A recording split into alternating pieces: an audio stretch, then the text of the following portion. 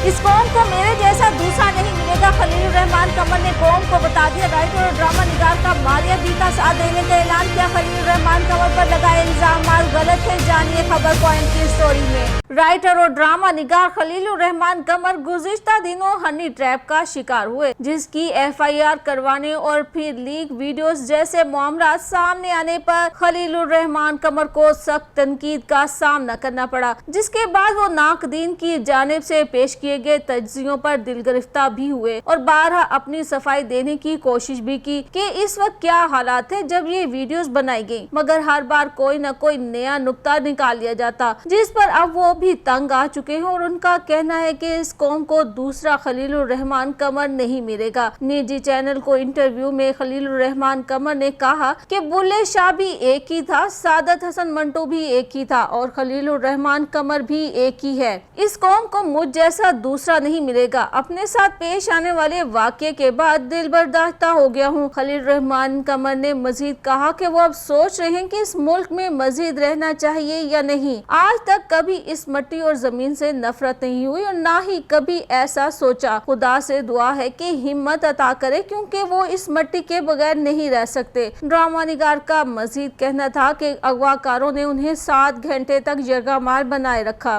उन्हें मुतअद्दिद बार कलमा पढ़ो का कहकर इन्हें गोलियां भी मारी गयी, लेकिन एक गोली इनके पाँव के करीब से गुजरी जो उन्हें नहीं लगी। शायद गोली चलाने वाले ने अपनी मर्जी से दुरुस्त अंदाज में इन्हें निशाना नहीं बनाया। खलीलुर रहमान कमर का कहना था कि मुल्क में बढ़ती हुई महंगाई के बाइस लोग पिस रहे हैं।